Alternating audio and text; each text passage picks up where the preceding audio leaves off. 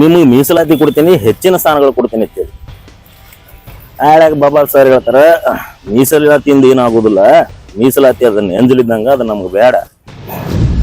ಕೇಂದ್ರ ಸರ್ಕಾರ ಏನು ಹೆಚ್ಚುವರಿಯಾಗಿ ಮೀಸಲಾತಿಯನ್ನು ನಾವು ನಿಮಗೆ ಅನುಮೋದಿಸ್ತಾ ಇದ್ದೇವೆ, ಕೊಡ್ತಾ ಇದ್ದೇವೆ ಅಂತ ಹೇಳ್ತಿದ್ದಲ್ಲ, ಅದು ನಮಗೆ ಬೇಕಾಗಿಲ್ಲ. ಯಾಕಂದ್ರೆ ಈಗ ನಮ್ಗಿದ್ದ ಮೀಸಲಾತಿಯನ್ನ ಮುಂದುವರ್ಸ್ಕೊಂಡು ಹೋದ್ರೆ ಸಾಕಾಗೈತಿ. ಇವತ್ತಿನ ದಿವಸ ನಾವು ನಿಮ್ಗೆ ಹೆಚ್ಚಿಗೆ ಮೀಸಲಾತಿ ಕೊಡ್ತೇವೆ, ಆಮೇಲೆ ನಿಮ್ಗಿನ್ನ ಇದು ಮಾಡ್ತೇವೆ ಅನ್ನೋದು ವಿಚಾರ ಏನು ಬೇಡ. ಮೊದಲಿದ್ದ ಮೀಸಲಾತಿಯನ್ನ ಮುಂದುವರ್ಸ್ಕೊಂಡು ಹೋಗ್ಬೇಕು. ಯಾಕಂದ್ರೆ ಏನು CJP ಏನು ಹೋರಾಟ ಮಾಡ್ಲಕತ್ತಿತ್ತಲ್ಲ, ಅದನ್ನ ಡೈವರ್ಟ್ ಮಾಡುವ ಉದ್ದೇಶದಿಂದ ಇದನ್ನ ಎಬ್ಸ್ಯಾರ, ಇದನ್ನ ಕುತಂತ್ರ ಮಾಡಿ ಎಬ್ಸ್ಯಾರ. ಇದ್ರಾಗ ಇವ್ರೇನ್ ಸಕ್ಸಸ್ ಆಗುದಿಲ್ಲ. ಇಲ್ಲಿ ಬಂದದ್ದು ಪ್ರಶ್ನೆ ಏನಪ್ಪಾ ಅಂತಂದ್ರೆ, ಮೀಸಲಾತಿ ನಮಗ್ ಬೇಕು ಬೇಡ, ನಾವೇ ಬೇಡ ಅಲ್ಲತ್ತೀವಿ ಮೀಸಲಾತಿ ಆಗಿಲ್ಲ. ನಮಗ ಡಾಕ್ಟರ್ ಬಾಬಾ ಸಾಹೇಬ್ ಅಂಬೇಡ್ಕರ್ ನಮಗೇನು ಮೀಸಲಾತಿ ಕೊಟ್ಟಿದ್ದಾರೆ ಅದನ್ನೇ ಮುಂದುವರಿಸಿ. ಬಟ್ ನಾವು ಇಷ್ಟೇ ಕೇಂದ್ರದಲ್ಲಿ ಏನ್ ಕೇಳ್ಕೊತೀವಿ ಅಂದ್ರೆ, ಇದ್ದ ಮೀಸಲಾತಿಯನ್ನ ಇಟ್ಟುಕೊಂಡು ಮುಂದುವರಿಸಬೇಕು. ಅದ್ರ ಜೊತೆ ಎಲ್ಲಾ ಖಾಸಗಿ ವಲಯದಲ್ಲಿ, ಖಾಸಗಿ ಕೈಗಾರಿಕೆಗಳಲ್ಲಿ ಸಹಿತ ಮೀಸಲಾತಿಯನ್ನ ಕೊಡುವಂತ ವ್ಯವಸ್ಥೆ ಮಾಡ್ಬೇಕಂತಂದ್ರೆ ಸಹಿ ಹಾಕಿ ಇದನ್ನ ಮೀಸಲಾತಿ ಒಪ್ಕೋತಾರ. ನಾವು ಅವಾಗನೂ ಮೀಸಲಾತಿ ಕೇಳಿಲ್ಲ, ಈಗನೂ ಮೀಸಲಾತಿ ಕೇಳೋದಿಲ್ಲ. ನಿಮ್ಮ ಮೀಸಲಾತಿ ನೀವೇ ಇಟ್ಕೋರಿ. ನಮ್ಮ ಮೀಸಲಾತಿಯಲ್ಲಿ ಮೊಟಕುಗೊಳಿಸಿದಂಥ ಆ ವ್ಯಕ್ತಿಯನ್ನು ನೀವೇನಾದರೂ ಕ್ಷಮಿಸ್ಬೇಕಂದ್ರೆ ನಮಗೆ ಮತದಾನ ಹಕ್ಕನ್ನು ಜಾರಿಗೆ ಮಾಡಿ, ಅವಾಗ ಮಾತ್ರ ನಮಗೆ ಮೀಸಲಾತಿ ಸಿಕ್ಕಂಥದ್ದು. ಈ ಮೀಸಲಾತಿ ಏನದ? ಮೀಸಲಾತಿ ಬಗ್ಗೆ, ಈ ಮೀಸಲಾತಿ ಅನ್ನೋದು ಬಾಬಾ ಸಾಹೇಬರು ಎಂದೂ ಕೇಳಿರಲಿಲ್ಲ, ಅಥವಾ ನಮ್ಮ ಸಮಾಜನೂ ಮೀಸಲಾತಿ ಕೇಳಿರಲಿಲ್ಲ. ಬಾಬಾ ಸಾಹೇಬರು ದುಂಡು ಮೇಜಿನ ಪರಿಷತ್ತಿನಲ್ಲಿ ಈ ಸ್ಪೆಷಲಿ ಪರಿಶಿಷ್ಟ ಜಾತಿ ಮತ್ತು ಪರಿಶಿಷ್ಟ ವರ್ಗಗಳ ಏನು ಜನರಿಗೆ ಸಾವಿರಾರು ವರ್ಷಗಳಿಂದ ಏನು ಶೋಷಣೆಗೊಳಪಟ್ಟಿದ್ದರು, ಏನು ತುಳಿತಕ್ಕೊಳಪಟ್ಟಿದ್ದರು, ಈ ಜನರಿಗೆ ಸಮಾಜ ನಿರ್ಮಾಣಕ್ಕಾಗಿ ಇವರನ್ನು ಸಮಾನರನ್ನಾಗಿ ತರುವ ಉದ್ದೇಶದಿಂದ ಬಾಬಾ ಸಾಹೇಬ್ ಏನ್ ಕೇಳ್ತಾರೆ, ಅಲ್ಲಿ 2 ಓಟಿನ ಹಕ್ಕನ್ನು ಕೇಳ್ತಾರೆ.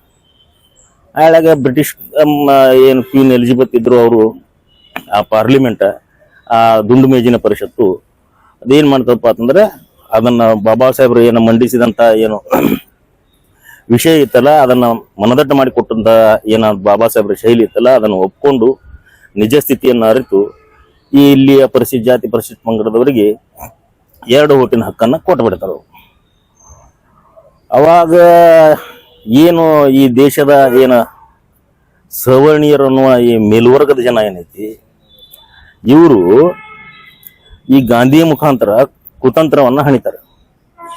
ಗಾಂಧೀಜಿ ಯರವಾಡ ಜೈಲಿನಲ್ಲಿದ್ದಲ್ಲೇ, ಆ ಜೈಲಿನಲ್ಲೇ ಕುಳಿತೆ ಈ ಬಾಬಾ ಸಾಹೇಬ್ರು 2 ಓಟಿನ ಹಕ್ಕಿನ ವಿರುದ್ಧ ಏನು ಸತ್ಯಾಗ್ರಹ ಕುಂದಿರ್ತಾರೆ. ಇವರೇನು ದೇಶಕ್ಕೆ ಸ್ವತಂತ್ರ ಕೊಡ್ರಿ ಅಂತ ಹೇಳಿ ಸತ್ಯಾಗ್ರಹ ಕುಂದ್ರಲ್ಲ, 27 ದಿನ ಸತ್ಯಾಗ್ರಹ ಕುಂದಿರ್ತಾರೆ. ಬಾಬಾ ಸಾಹೇಬ್ರ ಏನು ಕೈಕಾಲು ಹಿಡಿಯೋದನ್ನು ಆಗ್ತೈತಿ. ಆಮೇಲೆ ಗಾಂಧಿಯವ್ರ ಹೆಂಡತಿ ಬಂದು ಬಾಬಾ ಸಾಹೇಬ್ರ ನನ್ನ ತಾಳಿ ಉಳಿಸ್ಕೊಡ್ರಿ ಅಂತ ಹೇಳಿ ಇವ್ರನ್ನ ಕಾಲಿಗೆ ಬಿದ್ದು ಕೇಳ್ಕೋತಾರ. ಇಂಥವೆಲ್ಲ ಘಟನೆಗಳು ಅವ್ರ ಮೇಲೆ ಹಲ್ಲೆ ಮಾಡ್ಲಕ್ಕೂ ಪ್ರಯತ್ನ ಮಾಡ್ತಾರೆ, ಅಂಜಿಸ್ಲಕ್ಕೂ ಪ್ರಯತ್ನ ಮಾಡ್ತಾರೆ. ಆದ್ರೆ ಬಾಬಾ ಸಾಹೇಬ್ ಹೊಟ್ಟೆ ಜಗ್ಗಲ್ಲ. ಅದಕ್ಕೆ ಮುಂದೆ ಈ ಪೂನಾ ಒಪ್ಪಂದ ನಡೀತದೆ, ಎಲ್ಲಿ ಗಾಂಧಿ ಮತ್ತು ಬಾಬಾ ಸಾಹೇಬ್ರ ನಡುವೆ. ಅವಾಗ ಗಾಂಧಿಯವ್ರು ಹೇಳ್ತಾರ, ನಿನಗೆ ಎಷ್ಟು ಕ್ಷೇತ್ರಗಳಿಗೆ ನೀವು ಏನು ಪ್ರತ್ಯೇಕ ಮತದಾನ ಕೇಳತ್ತೀಯಲ್ಲ, ಆ ಪ್ರತ್ಯೇಕ ಏನು ಮತದಾನದ ಹಕ್ಕನ್ನ ಬಿಡು, ಕೈ ಬಿಡು, ನಿಮಗೆ ಮೀಸಲಾತಿ ಕೊಡ್ತೀನಿ, ಹೆಚ್ಚಿನ ಸ್ಥಾನಗಳು ಕೊಡ್ತೀನಿ ಅಂತೇಳಿ.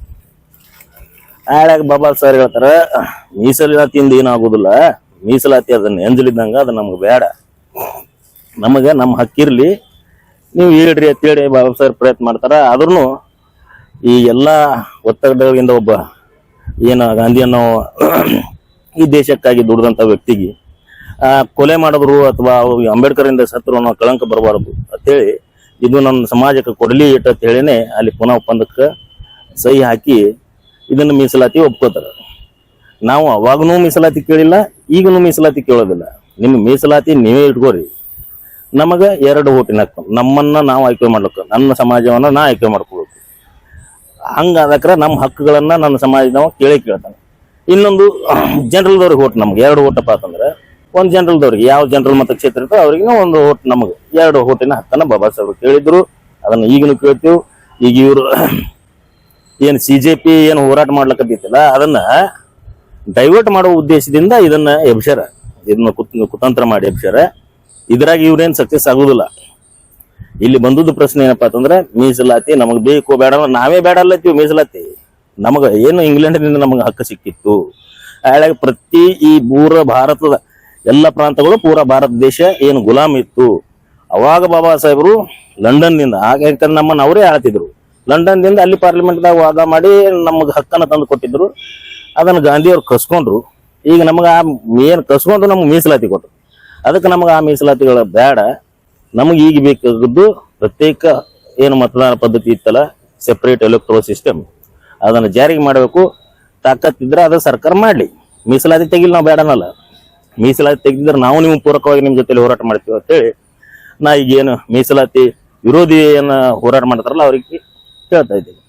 ಪೂರಕವಾಗಿ ಕೇಂದ್ರ ಸರ್ ಅಲ್ಲ ಅನ್ಸಕ್ ಏನೈತ್ರಿ, ಇದು ಎಲ್ಲನ್ನೂ ಏನು ಈ ರಚನೆ ಮಾಡಿದಾರಲ್ಲ ಇದು ಕುತಂತ್ರ, ಇದ್ರದ್ದು ಪೂರ ಕನ್ನಡಿ ತಯಾರಿ ಮಾಡಿ ಅದ್ರಾಗ ಎಲ್ಲೆಲ್ಲಿ ಚಿತ್ರ ಏನೇನು ಬಿಡಿಸ್ಬೇಕು ಅನ್ನೋದು ಬಿಡಿಸಿದವ್ರು ಯಾರಪ್ಪ ಅಂದ್ರೆ ಕೇಂದ್ರ ಸರ್ಕಾರ ಮತ್ತು RSS.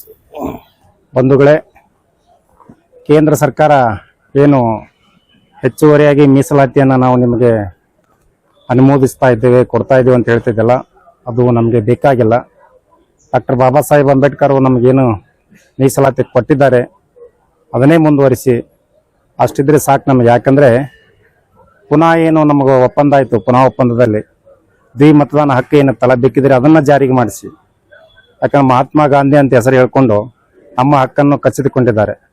ನಮ್ಮ ಮೀಸಲಾತಿಯಲ್ಲಿ ಮೊಟಕುಗೊಳಿಸಿದಂಥ ಆ ವ್ಯಕ್ತಿಯನ್ನು ನೀವೇನಾದರೂ ಕ್ಷಮಿಸ್ಬೇಕಂದ್ರೆ ನಮಗೆ ಮತದಾನ ಹಕ್ಕನ್ನು ಜಾರಿಗೆ ಮಾಡಿ. ಅವಾಗ ಮಾತ್ರ ನಮಗೆ ಮೀಸಲಾತಿ ಸಿಕ್ಕಂಥದ್ದು. ಈ ಮೀಸಲಾತಿ ಏನದ ಎಷ್ಟು ಕೊಟ್ಟಿದ್ದಾರೆ ಬಾಬಾ ಸಾಹೇಬರು, ಏನು ಒಪ್ಪಂದ ಮಾಡ್ಕೊಂಡಿದಾರ ಆ ಥರ ನೀವು ನಡ್ಕೊಳ್ಳಿ. ಹೆಚ್ಚುವರಿ ಮೀಸಲಾತಿ ನಿಮ್ಮ ಭಿಕ್ಷೆ ನಮಗೆ ಬೇಕಾಗಿಲ್ಲ. ಡಾಕ್ಟರ್ ಬಾಬಾ ಸಾಹೇಬ್ ಏನು ಕೊಟ್ಟಿದ್ದಾರೆ ನಮಗೆ ಆ ಮೀಸಲಾತಿಯನ್ನೇ ನಮಗೆ ಮುಂದುವರಿಯಲಿ. ನಾವು ಕೇಂದ್ರ ಸರ್ಕಾರ ಮಾಡುತ್ತಿರುವ ಮೀಸಲಾತಿಯನ್ನು ನಾವು ವಿರೋಧಿಸ್ತಾ ಇದ್ದೇವೆ. ಖಾಸಗಿ ವಲಯದಲ್ಲೂ ಕೂಡ ಏನೈತೆ SC/ST ಮೀಸಲಾತಿ ಕೇಂದ್ರ ಸರ್ಕಾರ ಖಾಸಗಿ ಏನದಲ್ಲ, ಖಾಸಗಿ ಕಂಪನಿಗಳು ಖಾಸಗಿ ಮೀಸಲಾತಿಯನ್ನು ಅಲ್ಲಿ ಜಾರಿಗೊಳಿಸಿ. ಖಾಸಗಿ ಎಷ್ಟೋ ಹೈಸ್ಕೂಲು, ಕಾಲೇಜು, ಸ್ಕೂಲು, ಕಂಪನೀಸ್ ಇದ್ದಾವಲ್ಲ ಅಲ್ಲಿ ಮೀಸಲಾತಿಯನ್ನು ಜಾರಿ ಮಾಡಿ. ಅವಾಗ ಮಾತ್ರ ಈ ಮೀಸಲಾತಿಯನ್ನು ಪರಿಪೂರ್ಣವಾಗಿ ಎಲ್ಲರಿಗೂ ದಕ್ತದ.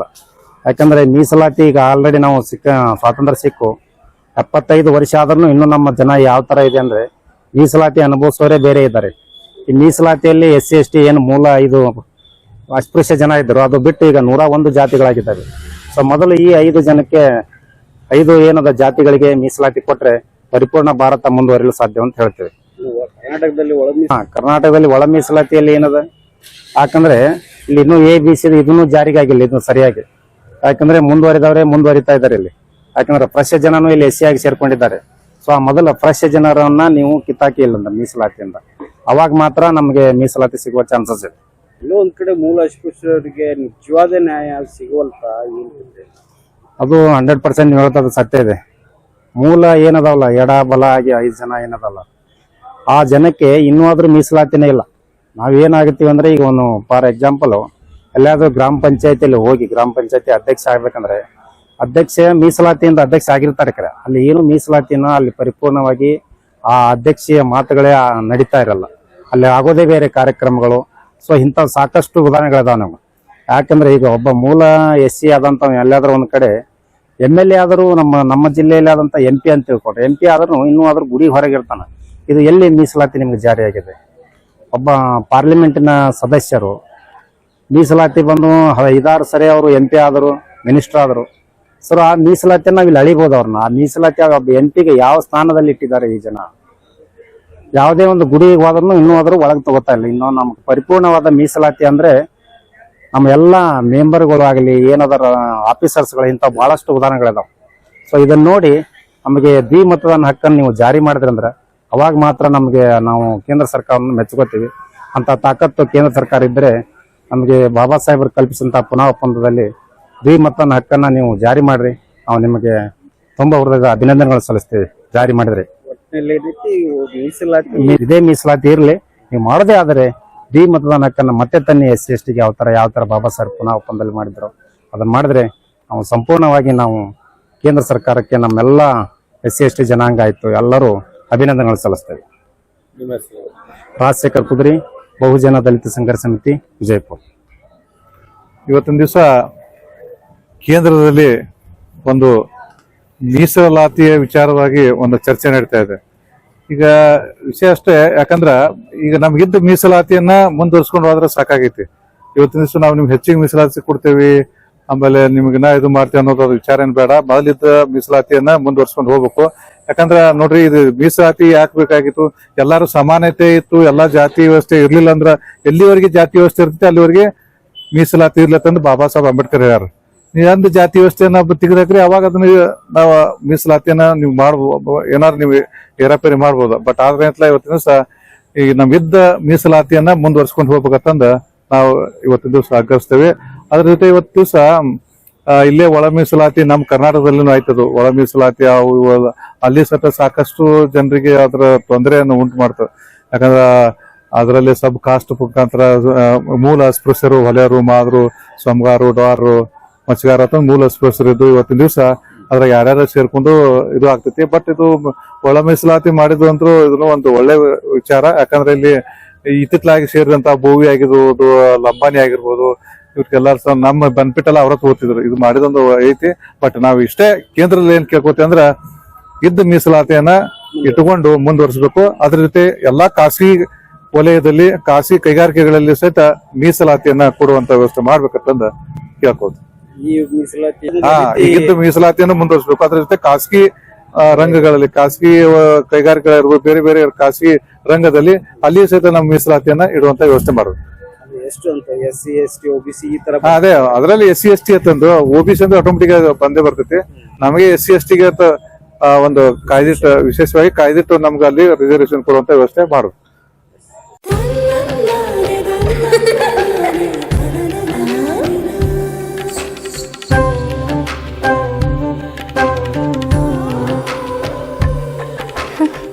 ನನ್ನ ಸುಂದರವಾದ ಪುಟ್ಟಿ,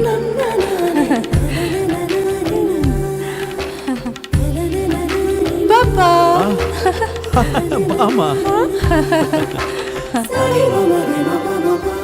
ಇದು ಹಲ್ದಿಗಲ್ವೇ? ಇದು ಮೆಹಂದಿ. ಇದು ಅದು ರಿಸೆಪ್ಷನ್ಗೆ.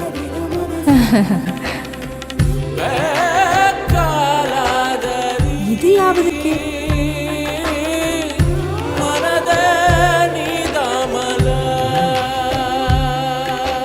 For me? Sultan Diamonds and Gold. Your life, your moments. Treasure the golden moments of your life.